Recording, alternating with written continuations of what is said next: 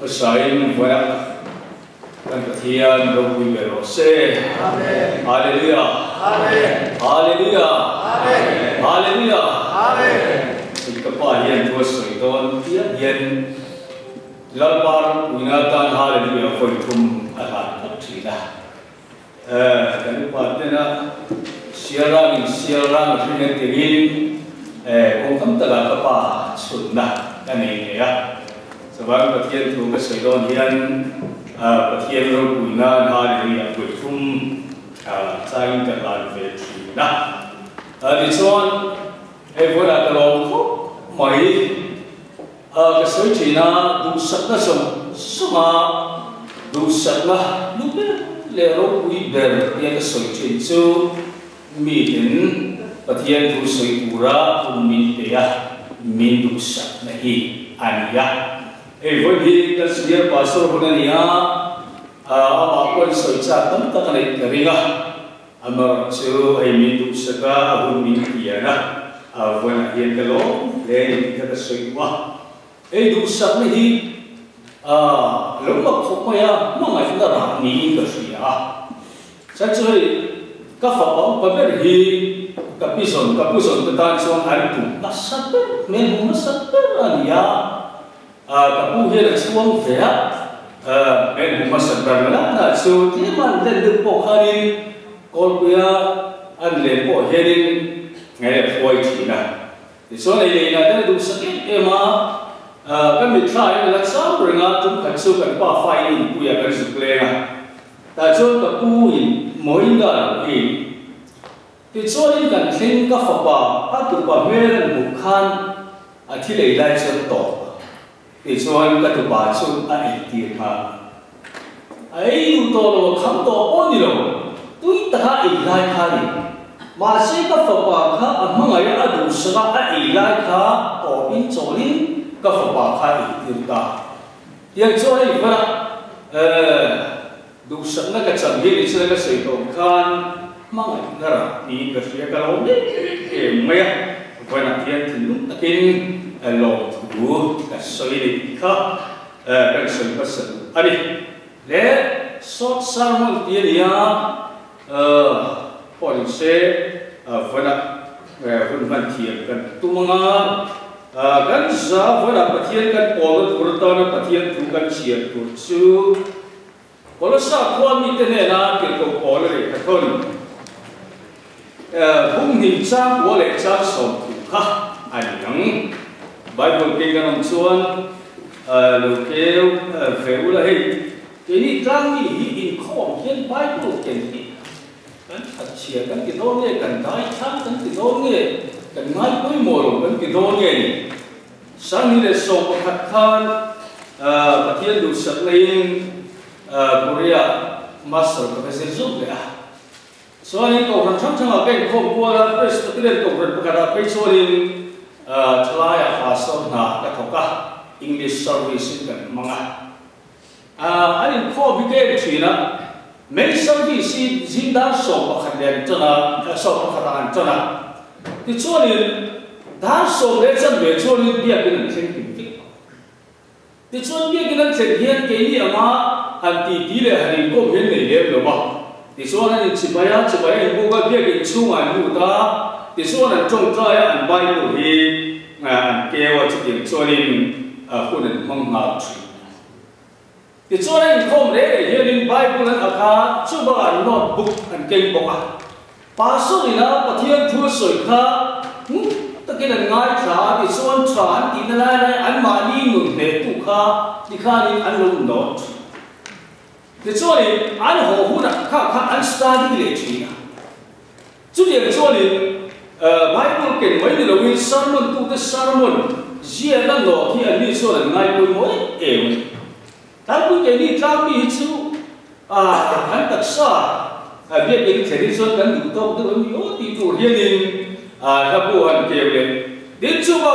bà sau này Bible chia đến anh lâu kêu về thì cho anh mà đi ngay anh chia về chứ anh tôn trọng những cái chuyện anh nhá để cho với Bible cái cái ông chuan kêu về là cho his short sermon là điểm booking vân chiếu rán bánh sôi gần cũng măng gần chiên hả đấy nghe rồi sao cũng nghĩ trang của trang sổ ama chuan pathian phong kim na tin ren chu taksa le in ngau ren sia ama chuan in phong kim ta boka ani chu lo na le thu le na su zong lu ani abi ka tin von ka in ha na tu na ta ra chuan chang song na kha ama chuan in phong kim ta boka ama chu thu le na le lo na su zong lu ani ti kha vona ka in ha na tu ani yang thu kan chiat te lan kan satan bang min som sa ro se amen le thu ma ko ka le to long meng e ke ni tham mi pathian ma som na kan dum na e be chu e nge ti cho len pathian thu hian na ko nga le pathian thu soi ko nga hian kan soi riu kan soi sang kan soi thu kan soi kharau kan ti do ni asoya na le afiat na ma na chuan tlang mi te hi pathian ma som na kan dong na sei e mai ma na chu kong le la ma atta kan man kan ti chi te atta kan mun pui kan ti ya lo hi chuan in tlang mi te hi kan hian de o đi tu hian kan o ma e ka som chin chung khat jack bu de ai so la lo tau chu ma athu soi các hiện mi thảo các hiện em định nghĩa các hiện mình sống rất là bùi đâu không phải tất nhiên mà thiên túi là hiện đời nó số không phải tất nhiên tú là in hiện sa các ông sống thoát tu là lời mong thoát tu là thì choan cho mình mua cho những lời hiện đời lệ đó nia thì in là gì em với là thiên tu hiện đời đi lệ ông hiện tầm như ăn thằng cho những nhà rồi ăn rồi chú cần phiền là ngâm cần phiền chân chân như với đại hiện ắt đặt in mang đi đó ắt đặt in mừng quý đó thì hi ở soi tụng anh à để thì cho tụi bà cô thì sẽ cần cho bà cô có soi tầm bé rồi cái tiền ra đồng bố tụi nó mình sống na thì mà cái từng phần chú bà cô thì sẽ là cái soi tầm bé soi nghe thì soi đi lão Giêsu Christa chẳng chịu cho anh đi kiếm vinh tu thì hiện lão Giêsu Christa thì giá cần số mình để số là Giêsu Christa hi kan mula hian lut na tak anh em ti hi cái soi về phẫu thuật anh ya ấy để kinh thủ tâm cái soi chuyện là em tiêu na cái này ta mình chụp và thiên thủ soi tuổi là để phu thế là mà mình luôn những ngày soi để chúng nó in không là vấn đề mấy tỷ thì in tỷ thế nó là hiện cần bằng chỉ anh ấy là cái chúa nên và thiên thủ hi soi ắt chúa in chủ em tiêu na resident thần thần billionaire bị hụt sập to đi à不差个hiền我là hiền liền em tiêu là đó là khát miếng bể ta sẽ là cán bộ phía ông lột mà sẽ cán bộ em mình cả đi mà chân chú đó là khát thiếu tỷ thế nó khá là khổ rất to mà sẽ đó là gia đình bể sẽ là cán bộ nó chú cùng điều đó là sáng khát đó là sĩ khát mặc ta đuổi mặc ta đuổi đến mình bể ta sẽ là em tiêu na là với là hiền liền tham mà chân chính đi soi lột tỷ cần ngay nhỉ soi cần cha phía ông soi bọn nguồn cần tiền em vào đó tham ăn cần ta thiếu quý tận những tỷ sập rất là lộn cho mình vào cho soi sụp mình tên những tỷ mà sẽ em tiêu na là hi cô nó mà trong hiền liền ta cái nằm trong trái về là sao đi à pray for the world ministry ta hàng đi là gì à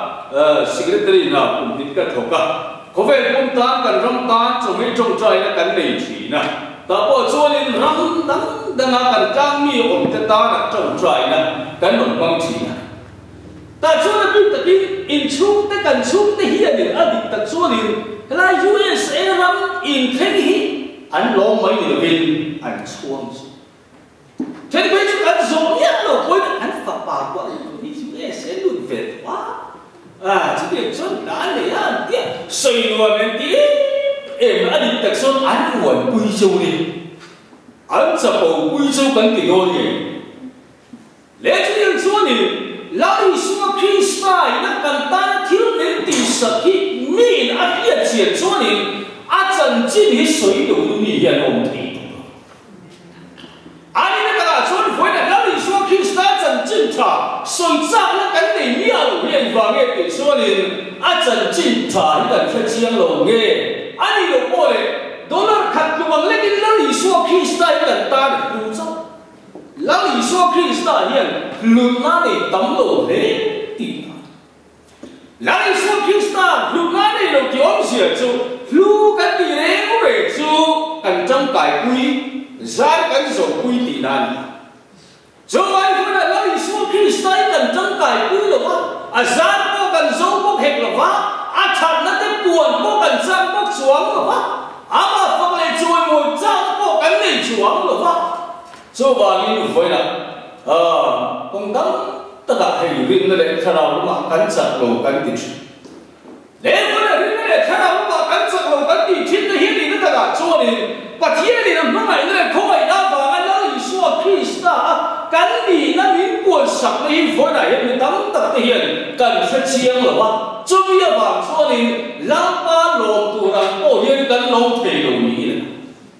để nó cho với là cái sợi thịt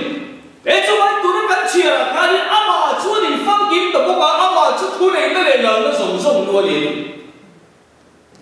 ama thì tụi nó thì cho nó thì xua Christ cái này chúa anh tụi nó không phải là mới mày na vàng em mà lo mà đi nó thì xua Christ hiện thì phong kiếm cắn tỏi và hiện phong kiếm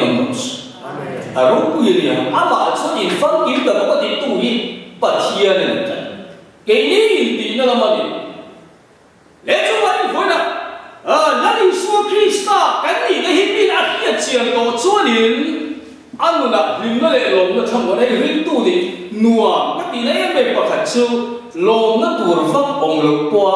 châu linh là lồng nó chắc linh nó tu được pháp ông Chúa lên rồi qua châu linh là hiện linh nó ông chắc mày linh tu là Giêsu Christ này tụi tê cần đi đâu nên đi in cái gì mà chú tụi này phải đầu tiên tụi thì chỉ không phải là những tấm tất cả không mà ai bảo chuyện quan trọng các cái số khu set này tụi mình sống mà hiện tại là khi mình đã có thể thung cái hành trang mà ta cho nên hai con quát bảo sari quay trên nó mà phá cái này anh không phải là chúa giải quyết cái vàng lúc không tu rắn này và anh kia là máu liền biết được cho anh sợ ta thì chúa nên chúa gặp quả chúa nên anh cũng phiền tin về cho anh có thì chúa nên không đủ thì tất chúa nên anh không về nhiều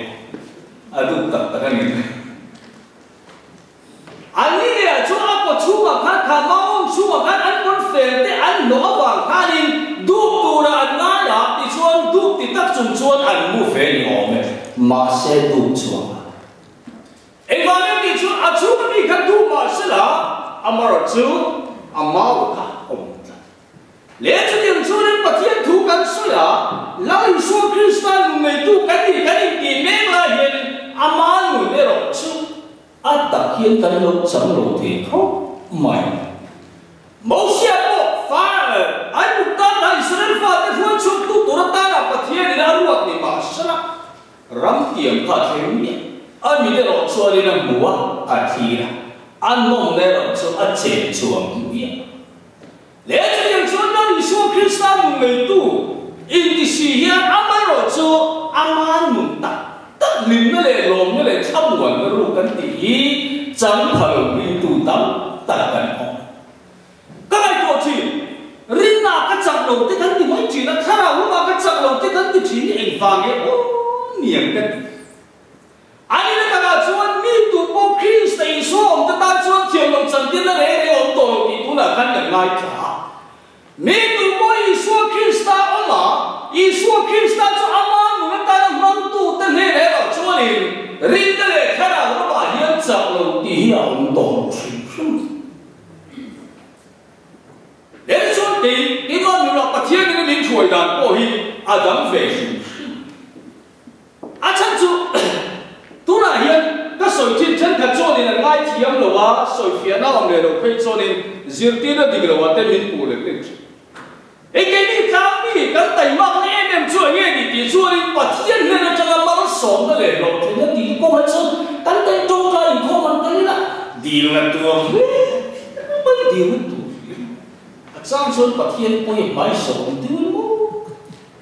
mà rồi số tiêu rồi thì xuân về đi nó không thì nó không về thì bốc xỉu sẽ có mày mà nó sẽ bị số hiện nó lại quá FC bung khát trang thu bảo chúa đi van mua ra tới kia Christ Isu ở chỗ khai nào là mang sòng sakit ilong to ilong don to cho anh tu là hiện mà thiên này không ai tới là mang ngày nào vào liền anh mà Isu Christa liên tiếp phát kim mấy là vì khai nào là mang sòng sakit bung khát im bệt to anh ta có mang mấy tuổi cần đi lại cần đi lắm chẳng cho khai nào là mang cái số đầu thế nó à rẻ to mà cho ngài cần ổn định rồi người ta bảo cho khai nào là hạt này đã tụm bên xuôi cái thì chuồn riêng tu vì máu tìm tiền đó thì xuôi Christa mình chuồi đúng không thì chuồn ama cái chuồi nó trắng tù riêng tu là hiện khai nào thiên mình chuồn mình tu mà sẽ hạt nó cắn dần hiện khai nào thiên cái chuồi này rồi cho mình trên phật tu ấn mình ô bà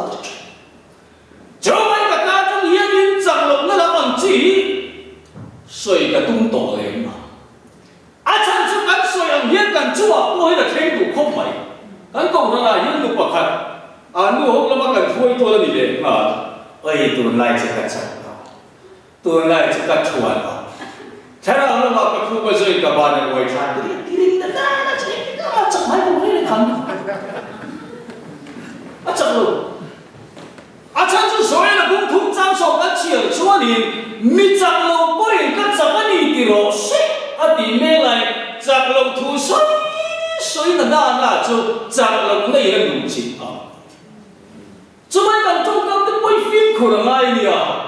ê cả đám lồng thì quay xoay chúng cả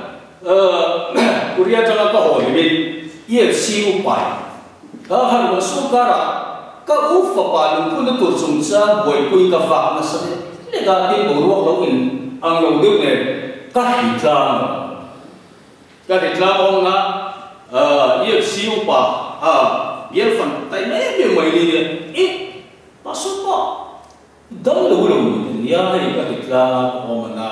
pasut tin đâm lâu về thì miền kataran suan hero hati ai đi sao Western trong thành có một cái soi cần đóng pasut thọ khéo gì sẽ khéo mà bị bằng thanh thọ tàu đầu tù lắm cái sợi ra để rồi đi ô hắn tháo về đâu lấy gì đó bà sư ấy rồi tầm tao về ta đi mó anh lo tiền tiền luôn để cái này hết tiền cái này thảo thì chứ vẫn bảo là số in fit to vào ngay tụi này cái to view như cái gì à tụi này cái tụi này mát rồi chứ cái lúa bao cầu khăn số mà ấy rồi tầm tao về ta đi mó thì anh bị gì đó hắn chém đấy mới là cái bà số tôi mà sống trong ta cái đồng mình bố là cái gì vậy cha mi này là anh này về là anh phát đến mi này là này về sao anh lộ trình tiếng nghe tiền tiếng này thì mi còn ai cũng thằng tí ai là hắn không lú sữa bà số tí ai nó sẽ ôi yên nhìn ổn xế tối đấy thì còn ai là làm như là tuần ôi lộc khóc mày nếu chú có bùa là chúa thì不如意当老天我明记啊anh giả thà cái chuyện này khóc mày anh ấy mình đâu ngủ đàn tụ mình đâu khi đàn cho nên bà sống chung vào thiên này này boring cho bà mình đâm đầu về ngái đầu tụ rằng là khăn mình ngủ thì nó thì chứ thật rằng sao phim của rằng ai thì cái gì à cái chú hey psychology dễ làm cho anh chuyện à cái soi ăn dễ liền cần chú mà thiên tỷ nên nó để tổ chức in này thế sản xuất cái soi ăn dễ liền cái bạn như là đầu thiên dễ là chú bảo đi cần trong cái cần phim của cái này trang bị cái cần phản đối này làm chú cái gì ngay nè in ngày trộm nó một vấn đề in ngày trộm nó thì là inferiority complex cái gì cả tiếng rồi tiếng cả hoa đi cái cục thật là pension cả qua dài đó là không phải in câu ở trong video này khác sợ đâu là cả là thủ trong video này thật là nhìn thì cả hoa hát tiền thì khách cho nên dài đâu mới là sống đấy dài đi thủ thiếu chú tấm lửa gần sụt nếu cho mình cái suy nghĩ dễ liền cần chú thấy thủy nè cho mình cắt chặt lầu chút thì cắt thì phát chuan cắt chặt lầu đấy không hẳn chặt lầu là bà sốt đây là ông phần chui không thì cái là một chuyện nữa hắn bà sốt cái bao nhiêu cái chuan nó có ai chút thì cắt thì mà ni chặt lầu phải bà sốt cái là suy suy đi mất bây giờ thì thế anh đi cái hạt sốt anh đi đâu đi那么chặt lầu và hắn đi đóng một chuyện của nó đi xuống lấy cho anh phân à nhà có phân chế một vài nghìn cần sử dụng xong này cả thuốc bụi khá này kia là có ngay là cần mang cái bài của sang xịt cả vậy là cái sử dụng ở đâu bác chú bài của linh bát thiên thuốc bể anh thì chú này bài của thuốc bát thiên thuốc bể thì thuốc gì mà sống cái này thì anh có rất là anh thiên thể chú bảo nên chỉ là cái bát thiên mà sống thì đi lên cái trong tay về phòng ngoài cái sự cái đàn thật thiêm luôn vậy mà xem mà thiên mang sống nên đi là trong trái ai chúa đi thuốc bể hay thuốc ý sống có thể là điều tôi mình muốn sống đến bây giờ kan thuốc sống tu tôi cho mang sống này là cũng sẽ thật thiên phật cái lòng mà xem thì liên thao có thể là chúa đi lâu lâu phải là yên mà xem cái bạn mang muốn sống ấy rồi chúa đi lệ nó đi yên thuốc bể cái sống có thể là thì chúa đi mang sống này hiện anh đi tìm mình cũng suy sống có ngày tôi chỉ là phát hiện nên mang mình sống đàn cái này cũng phần cái đặc biệt ông cần nhớ Georgia cái sự cấp số cái nào phải cũng lu yêu nó cũng phải để tê tôi là nó là gì cũng phải nghĩ là cái ông nó sẽ là tôi tê cái ông nó là gì là gì là thì tốt mà mình đủ sẵn về ra thì mấy mà sẽ có phần thế ông số khuôn cắn răng gì không nhiều hồi có bảo bọn thì sẽ ngăn tin đâu đấy cho nó phải ra đi lấy một hàng phép tiếng cần gì cần nên bảo cái bộ đi trần cui là ai chỗ là gì cái số này công khánh trong số kỳ ngày nào ông lùm đi công khánh cái số em tiếng nào đã phải đủ hùng ăn bè cái số thì tên này sẽ cái anh ấy một ăn tia kỳ này công khánh rồi số đi cái mà anh ấy cần đi sạch thì là ngày tôi quay thiên nhiên ra chứ đó là chuyên đồ ngay thì cái kia tôi cần mình để anh một số các phần được cái cho nên anh ngay thiên để tôi mà nó không công khánh anh mà đến đi sạch thì đâu mà sẽ là thuốc bể hay thuốc cái sông rất là vàng cái phú lộc mang sông để in lâu pan mình cả xuôi thấu đó đi vô bảo in bát thiên mình bể cũng là hiện số đâu tại là mỗi sáng ai về số đến cái phao này thì số cần lúc đâu lúc khăn bát sát sạc lớp pan in mình bể như sao trong trái phong nào có cái sợi kuriya công lại cái chuyện công nào thuộc school số lên quay sát thằng đó nuôi sâu bằng anh mua tao đi miếng mà căn thuộc về đó na là lên trang rồi kịp về tao bảo chân lăng pa tụi chúng ta cố tin quay sát cái giống đó rồi các khu pin quay sát cái giống đó thì chuan thiền tiêu người ta factory mà thổ nét lại cho đi muốn cái đó trong trái muốn cái bằng chỉ là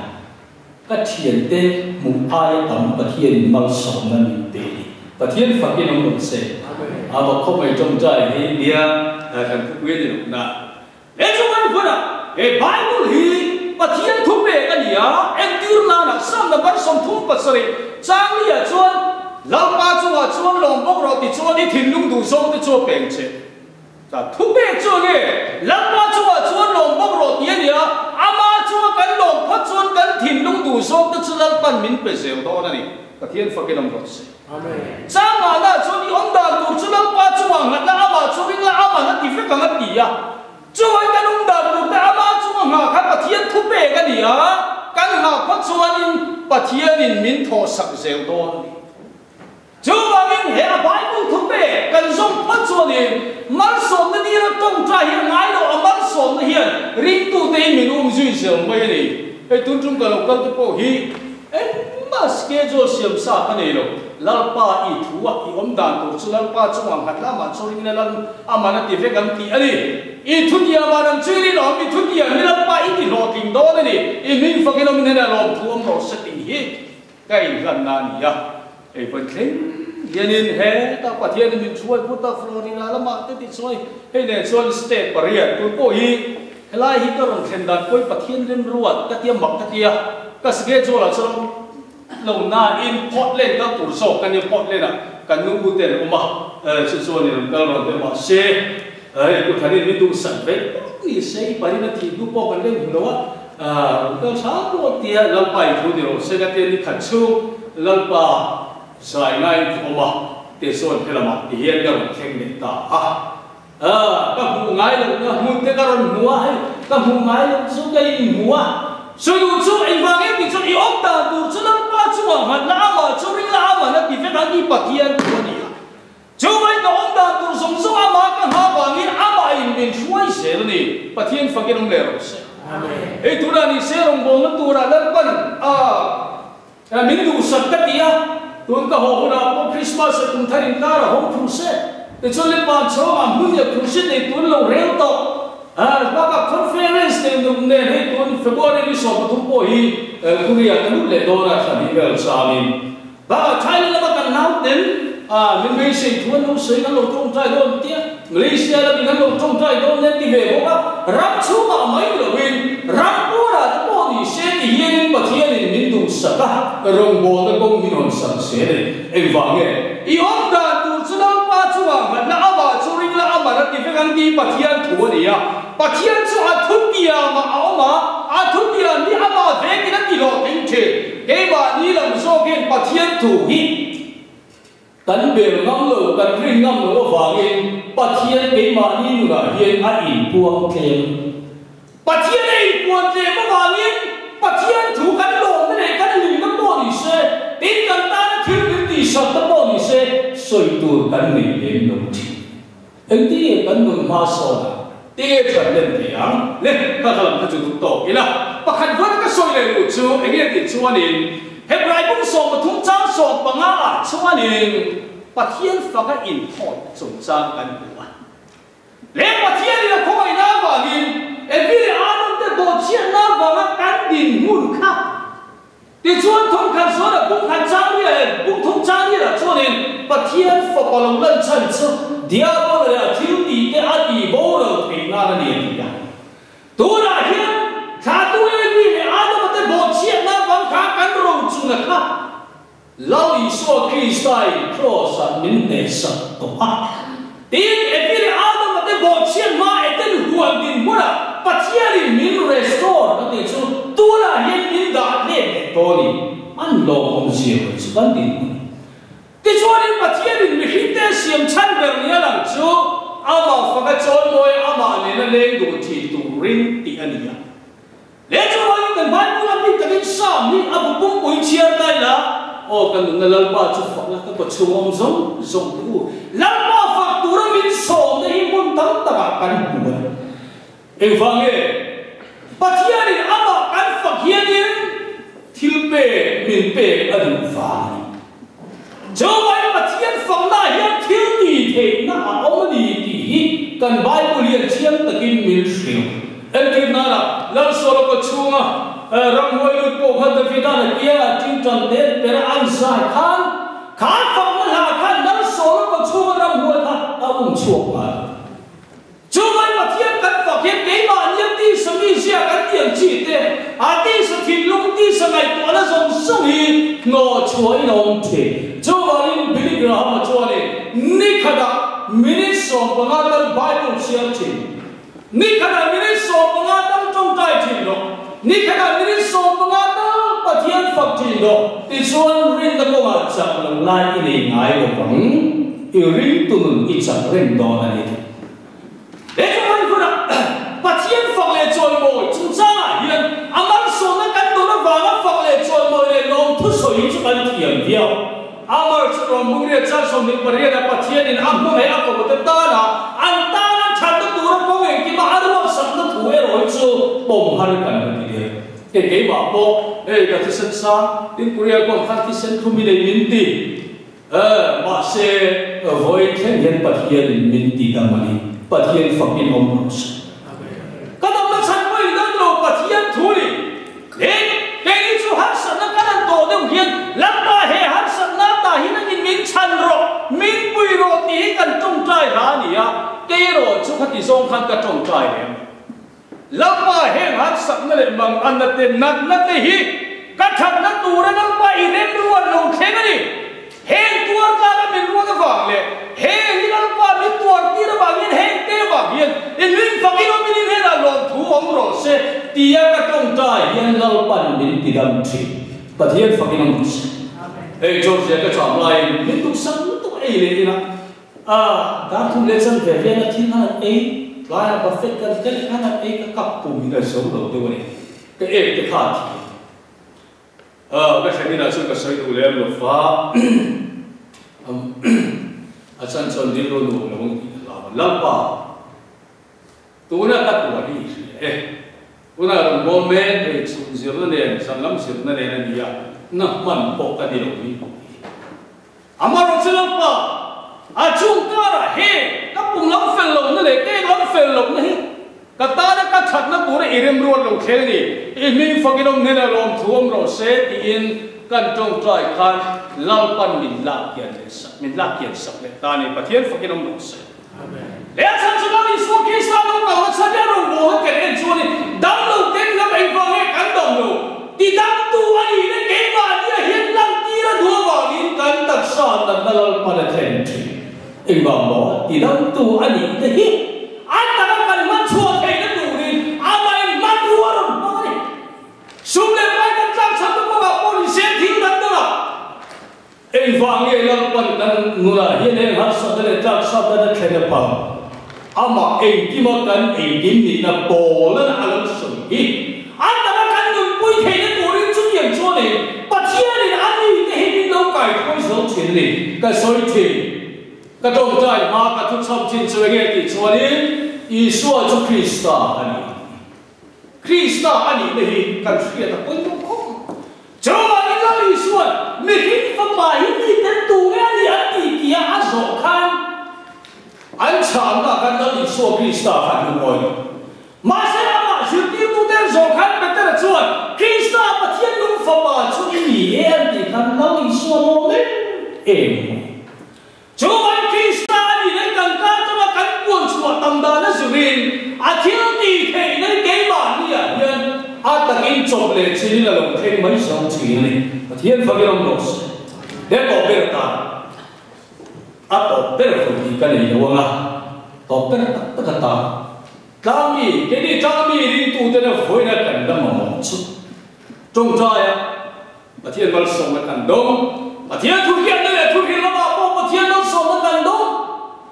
để chuan thiên bê là sống mà các đại mình sân rồng bồ na bỏ đi xe thiên mal sống là cần đông cần thục na sa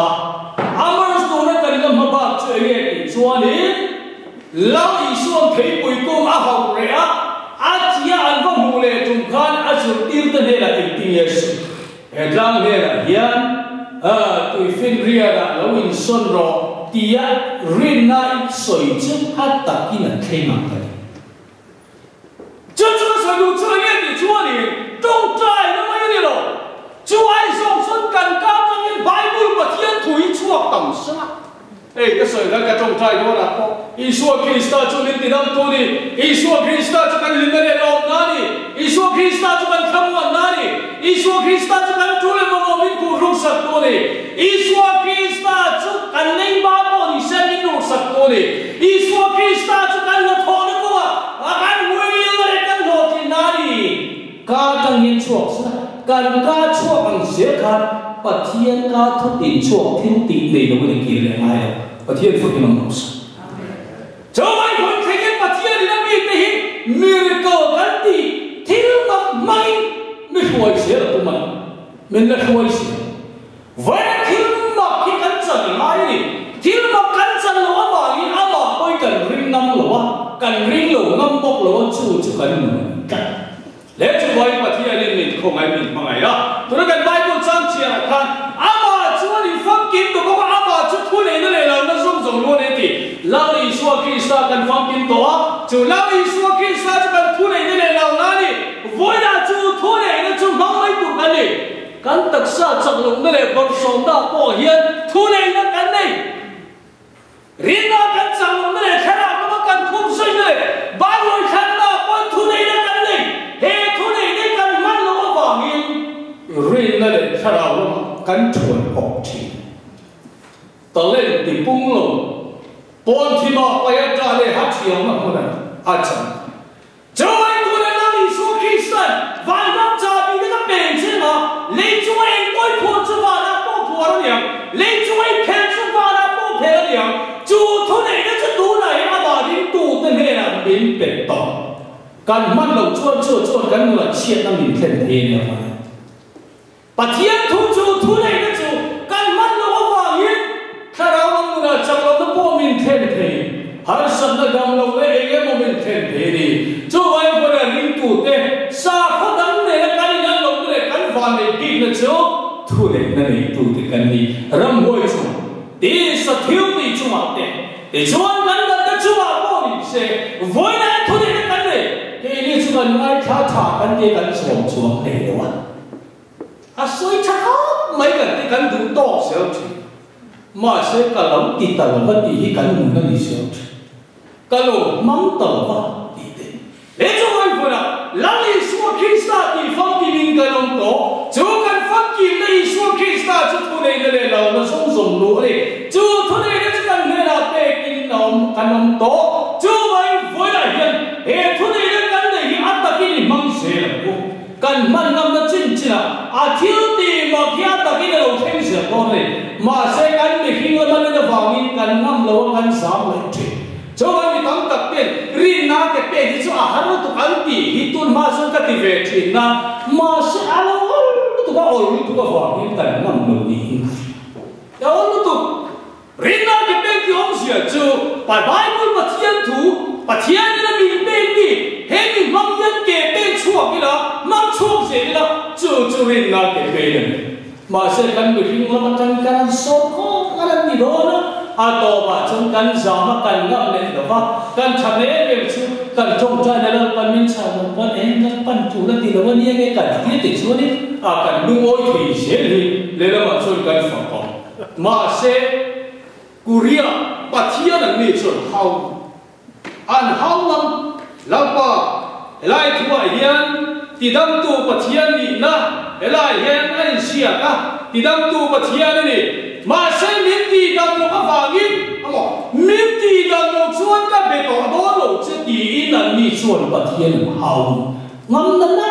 chứ không là và thiên này là trôi xa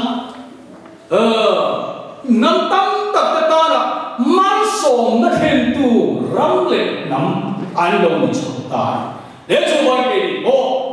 với là năm đi xuống Christa thôi đấy đó ai là mình bên mình gì hôn lệ là imam sẽ là bút thì cho anh bắt thiên thiếu đi thế là lâu lắm sẽ là thì cho anh bắt thiên mình thôi sẽ là bút nên chỉ là cái sự ta thà cho bọn nó đi là vinh câu phần để ông mà in là bao câu phần để theo ông máy là mà sẽ bắt thiên chuan câu phần để anh liền ông khá em sang chuan và ama thu bê ama cần sẽ cụ thể lần phần mà là sống trên hôm nay chỉ là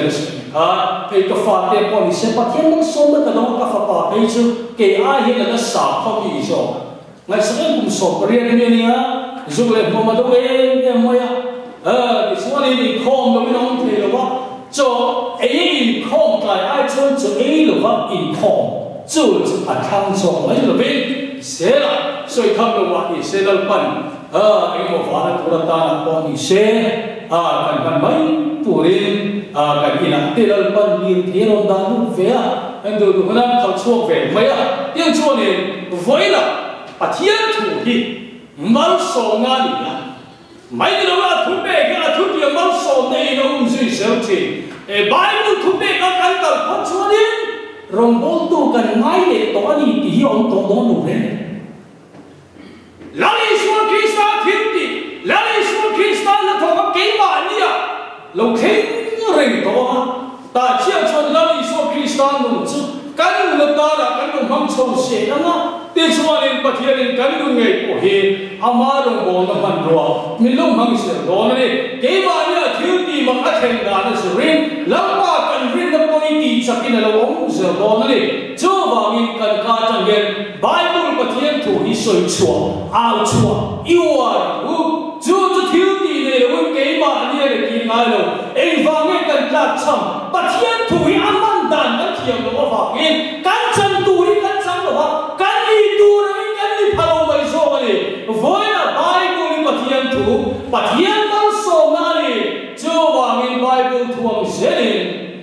sung ni zong un imam the ceremony e when out the car chaden man the thu kan sung ten man sila thiên ne thu le kan sa tan man som sa se lo me chu kan te koi tu ne lo na yang